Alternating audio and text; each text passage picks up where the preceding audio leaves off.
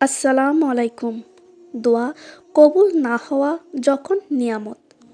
2019 সাল থেকে 2021 সালের মাঝামাঝি সময় অবধি আমি একজনকে পাবার জন্য দিন রাত এক করে আল্লাহর কাছে অনেক দোয়া করেছি। কত ভাবে, কত রকম মোনাজাত, কত আমল যে করেছি তার ইয়ত্তা নেই। যার জন্য আমি দোয়া করতাম সে এক কথায় একজন চরিত্রহীন মানুষ ছিল। লোকটা এমন কোনো মানুষ নয় যে কেউ বলবে উনি একজন ভালো মানুষ, কিন্তু নিজের আবেগকে প্রশমিত করতে পারতাম না। সারা দিন কোনো না কোনো আমল করেই যেতাম। দোয়া করতে করতে এক সময় অনুভব করলাম আমি যাকে চাইছি তার মাঝে তো ভালো হবার কোনো লক্ষণই নেই।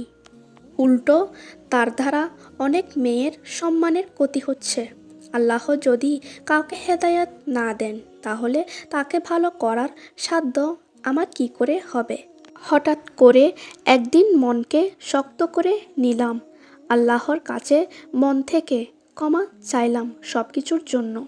সারাদিন এই ওই আমল না করে 5 ওয়াক্ত নামাজ, সকালে সূরা ইয়াসিন, ইস্তেগফার, দরুদকে অভ্যাস করে নিলাম। এটাই ছিল আমার টার্নিং পয়েন্ট। এই 2022 সালের একদম শুরু থেকে শুরু করলাম মনের মতো স্বামী পাবার জন্য দোয়া। স্বামী হিসেবে আমি কেমন পুরুষ চাই সম্পূর্ণটা মন খুলে আল্লাহকে মোনাজাতে বলতে লাগলাম।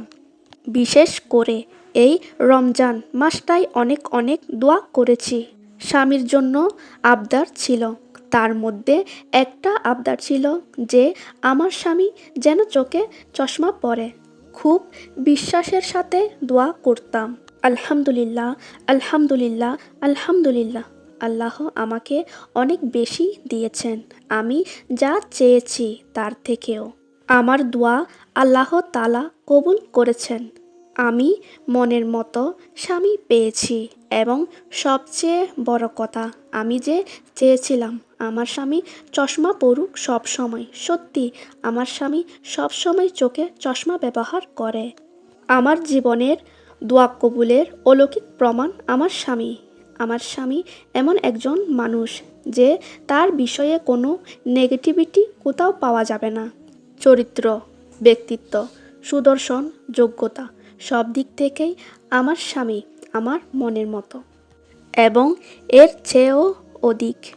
আমি মাঝে মাঝে এটা ভেবে লজ্জা পাই যে আগে কার জন্য দোয়া করতাম। সব থেকে বড় কথা যে দোয়া কবুল না হলে কখনোই হতাশ হতে হয় না।